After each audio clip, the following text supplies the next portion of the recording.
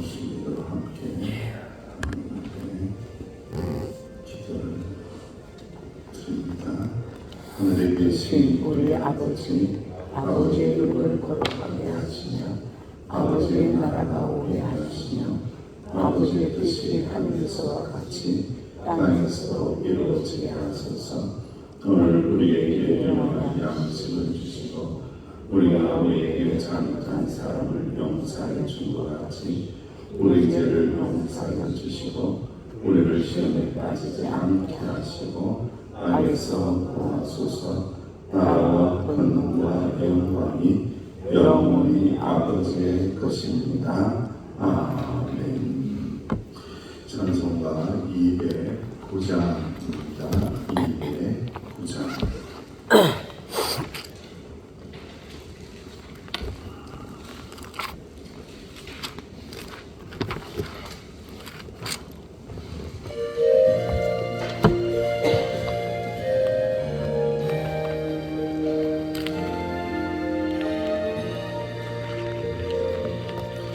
이 세상 꿈과 신나고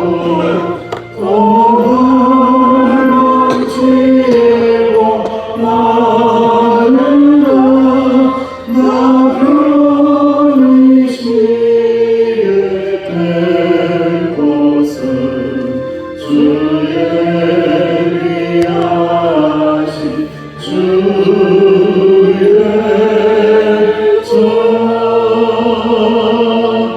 그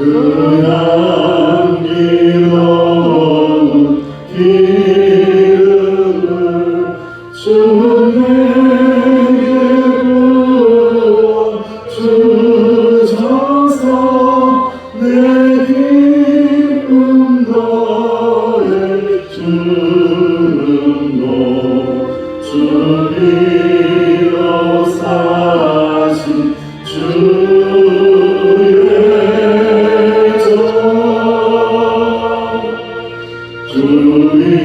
있는 영제 자매들 그러는 떠나 있으라. 주 앞에 기도 드리고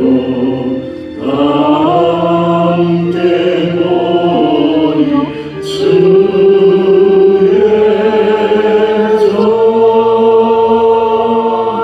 내 손과 여가 부어도 내 몸에 피가 식어도 나 영영 잊지 못할고 의의 모자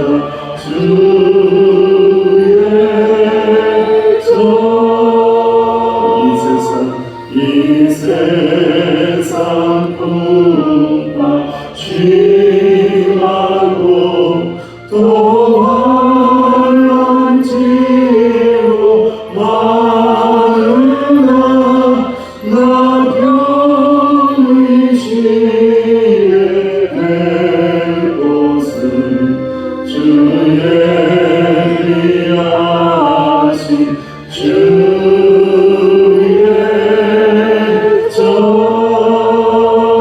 마지막에 기도합니다. 주님, 때로는 시험도 있고 풍파도 있고 환난질고도 있습니다. 주님, 평안을 허락하여 주시사 하나님의 은혜로 평안을 회복하는 역사가 일어나게 해달라고 합시바의 기도를 드립니다. 아버지 하나님, 은혜를 감사합니다. 감사합니다. 세상을 살다 보니 환난도 있습니다. 질고도 있습니다. 공격도 있습니다. 아버지, 고난도 많이 있습니다. 아버지 하나님, 그러한 상황들 속에서도 주님을 찾습니다. 부르짖어 기도합니다. 주님의 이름을 간절히 부릅니다. 아버지 하나님의 말씀을 붙잡고 몸부림치며 기도합니다. 은혜를 구합니다. 은혜를 주옵소서. 살아내기 위하여 살기 위하여 버티고 견디기 몸을 치며 기도할 때에 은혜 내려 주옵소서. 말씀을 부어 주옵소서. 아롭게 하여 주옵소서. 주님이 새벽에 엎드리게 하시니 감사합니다. 말씀을 듣게 하시니 감사합니다. 주여 아롭게 하여 주옵소서. 주여 감사합니다. 감사합니다. 주님 감사합니다. 주님 예수님의 이름으로 감사하며 기도하옵나이다. 아멘. 하나님의 말씀 시편 88편 목사님 조금만 더 올려줄게요.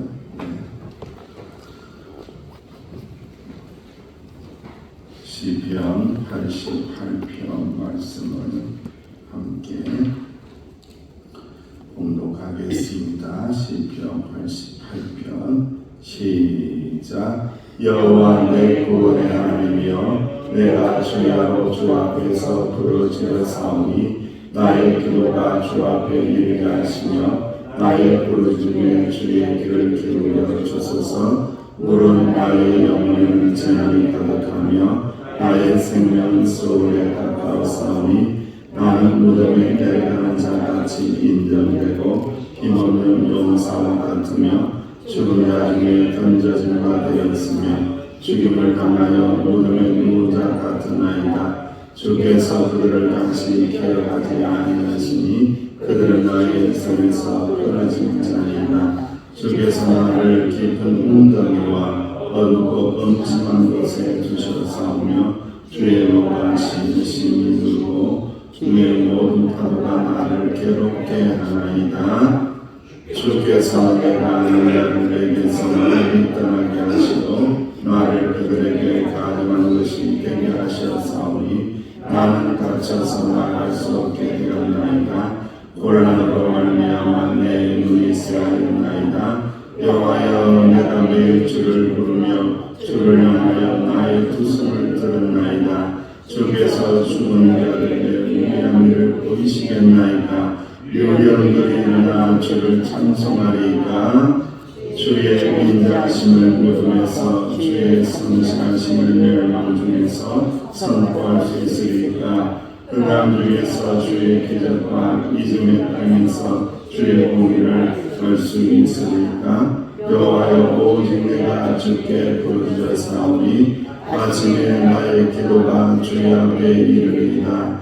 여호와여, 어찌하여 나의 영혼을 버리시며 어찌하여 주의 얼굴을 내게서 숨기시나이까. 내가 어릴 적부터 고난을 당하여 죽게 되었사오며 주께서 두렵게 하신 때에 당황하였나이다. 주의 진노가 내게 넘치고 주의 두려움이 나를 끌어나이다. 이들이 물같이 종일 나를 배우며 함께 나를 둘러싸나이다. 주는 내게서 사랑하는 자와 친구를 멀리 떠나게 하시며 내가 아는 자를 흑암에 두셨나이다. 아멘. 시편 88편입니다. 이 시편 88편을 잘 이해하기 위해서는 이 시편 88편 이걸 잘 생각하시면 좋아요. 암기하기 위해서는 시편 중에 가장 팔팔하지 않는 시편이 몇 편이라고요? 시편 88편입니다. 이걸 이야기하면 가장 절망적인 시편입니다. 희망이라고는요 하나도 없는 아주 최악의 절망을 노래한 시편이 시편 88편이에요. 그래서 여러분들 팔팔하지 못하고 절망 가운데 있을 때는 시편 88편을 꺼내어서 읽어보면은 야, 이런 마음이구나, 그래도 기도해야 되겠구나, 이런 생각을 하게 됩니다. 저는 어제 이제 교도소를 좀 갔다 왔습니다.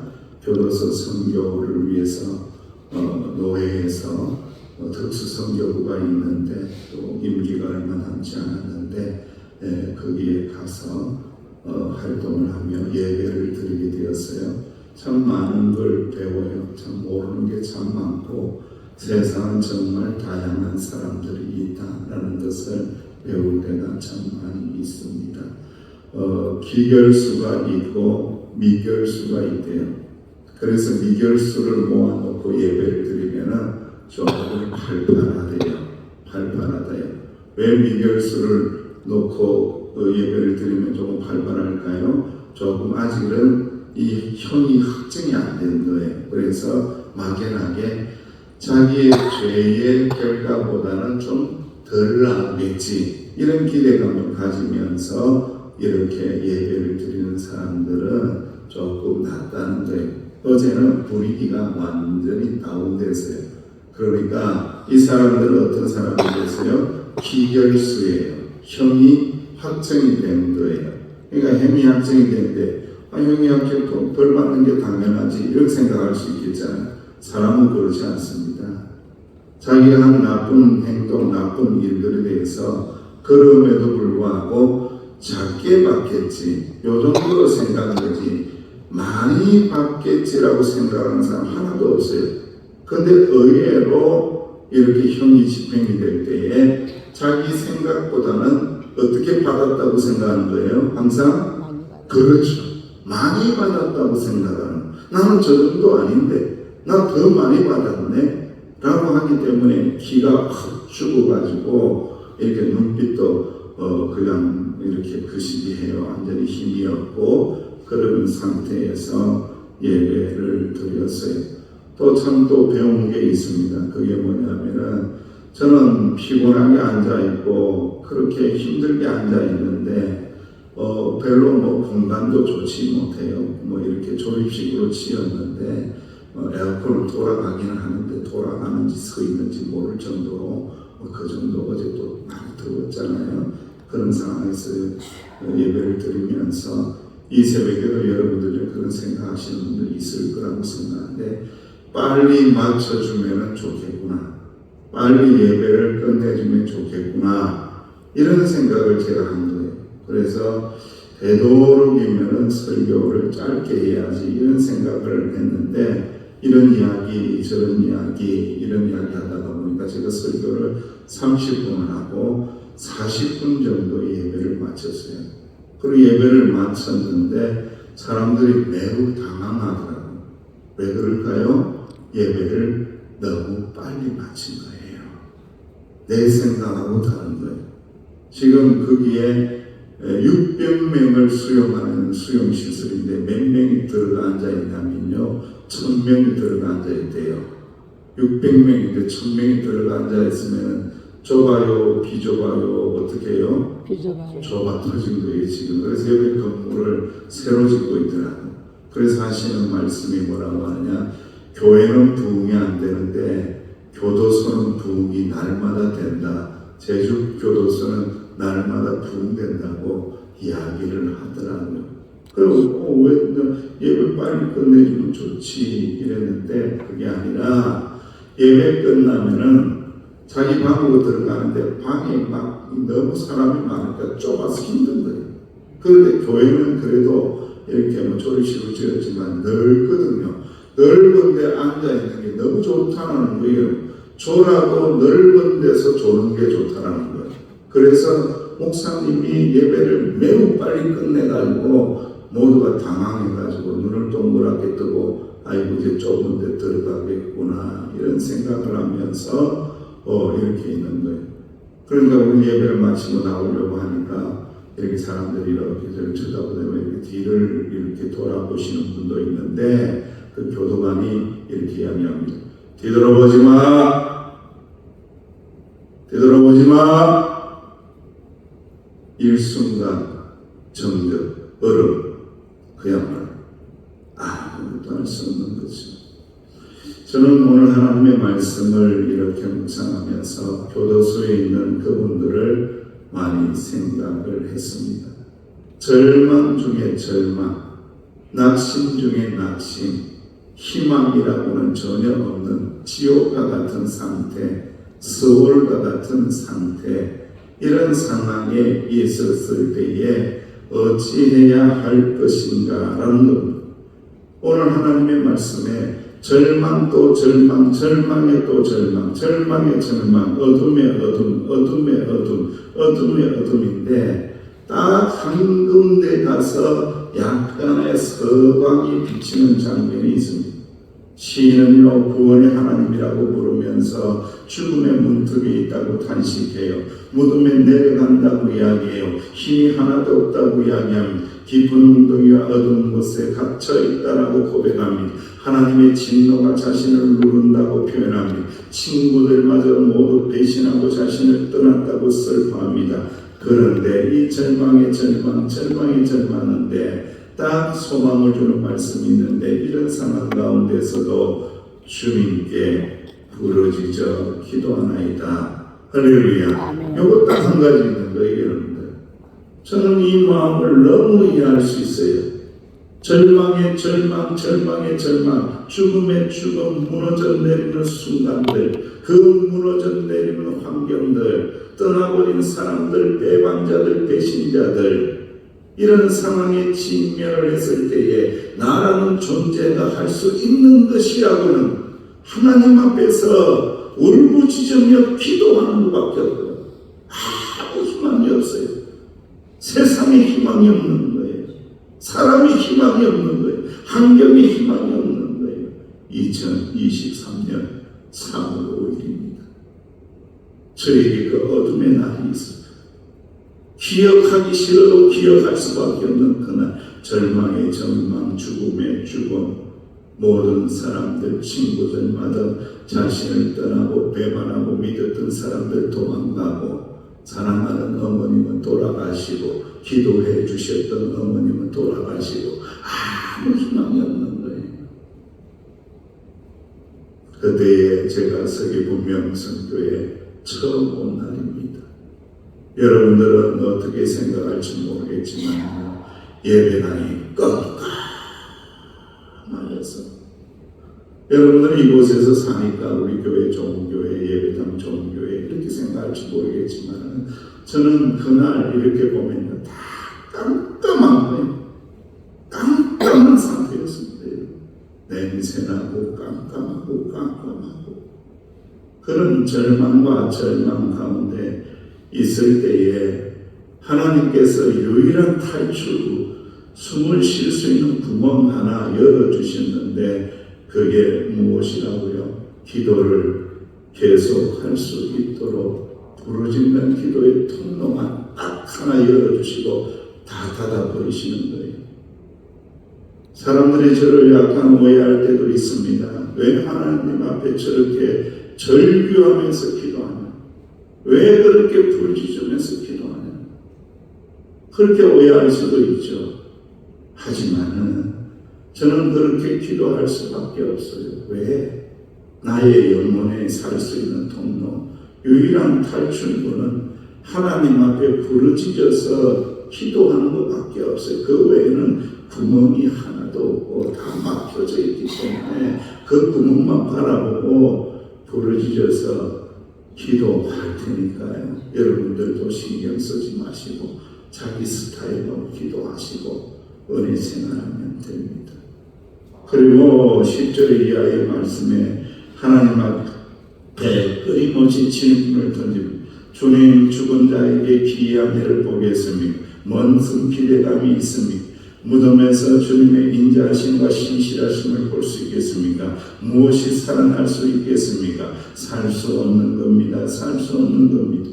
13절에서 18절 말씀에 여호와여 어찌하여 나의 영혼을 버리시나이까? 하나님의 진노가 나를 덮치고 재앙이 물과 같이 자신을 에워싸고 있습니다. 어찌 나를 버리십니까?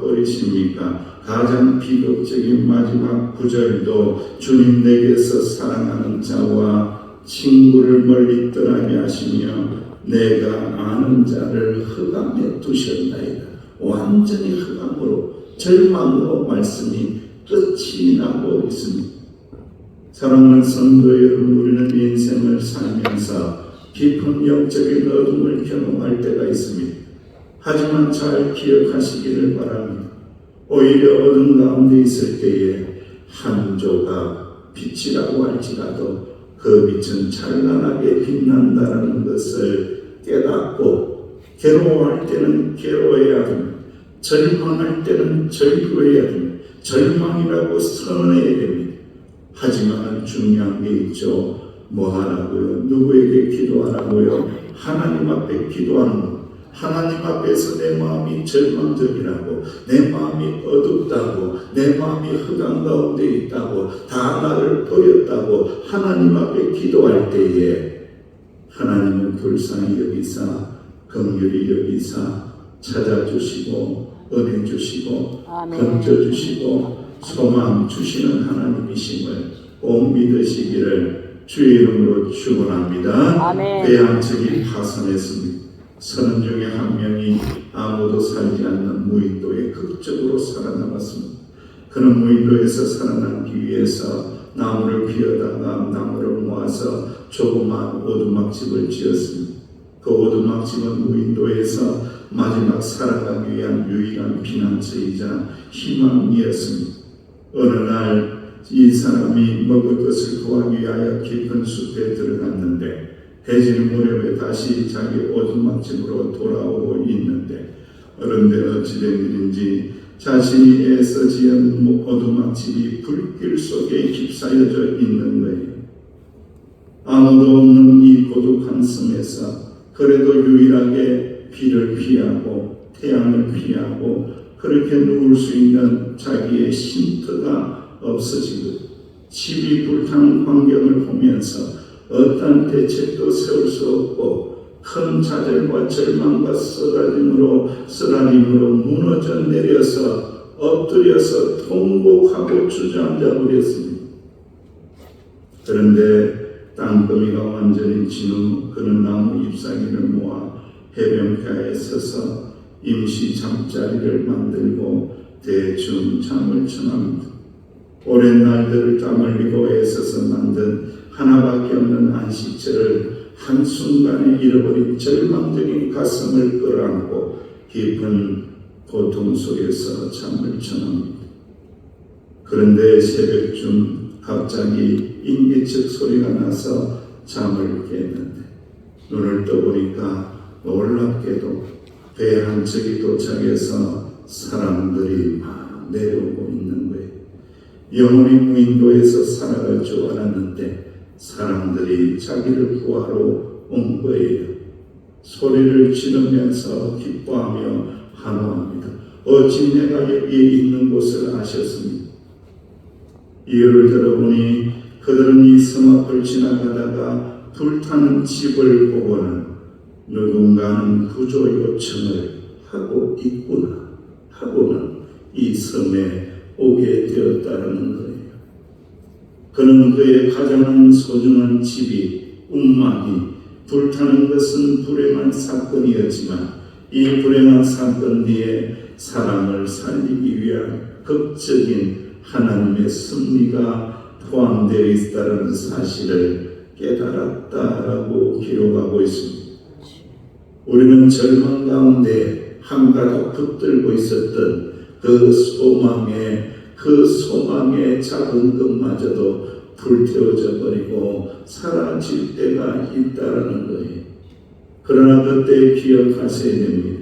하나님의 역사가 시작된다는 것을 기억하고 아무리 깊은 절망 가운데 있다고 할지라도 기도하시기를 주의 이름으로 축원합니다. 답답하고 힘들면 부러지셔서 기도하시기를 원합니다. 마음에 울분이 있으면 울분을 토하면서 사람에게 토할 게 아니라 하나님에게 토하면서 기도하시기를 간절히 원합니다. 하나님께 솔직하게 우리의 감정을 표현하며 그렇게 기도하며 나갈 때에 주님 은혜 주시고 위로하여 주시고 우리를 끝끝내 건져 주신다는 것을 꼭 기억하시기를 간절히 원합니다. 밤이 깊을수록 새벽이 가까운 것이니 터널의 끝에는 빛이 있는 것이니 지금은 답답한 상황일지라도 탈출구는 있는 것이니 그 탈출구를 만드시는 분은 하나님이십니다. 그 하나님의 은혜를 구하는 우리가 마지막으로 할 수 있는 방법은 울부짖으며 기도하는 방법밖에 없습니다. 그때에 하나님께서 탈출하게 하시고 은혜 베풀어 주시고 아멘. 회복시켜 주신다는 것을 꼭 기억하시기를 주의 이름으로 축원합니다. 아멘. 아버지 하나님, 아무리 깊은 절망의 상황 속에서도 주님의 이름 부르는 것 잊지 않게 하여 주시고 울분이 쌓여 있다고 할지라도 하나님 앞에 다 토해 놓을 때에 하나님 은혜 주시고 위로하시고 평안 주심을 꼭 경험하는 저와 사랑하시는 주의 종들, 기도하는 주의 종들 될 수 있도록 축복하여 주옵소서. 아멘. 예수님의 이름으로 간절히 기도하옵나이다. 아멘. 이러한 영혼들을 위하여 또 여러분이 기도 제목을 가지고 하나님 앞에 간절한 마음으로 기도하시길 원합니다.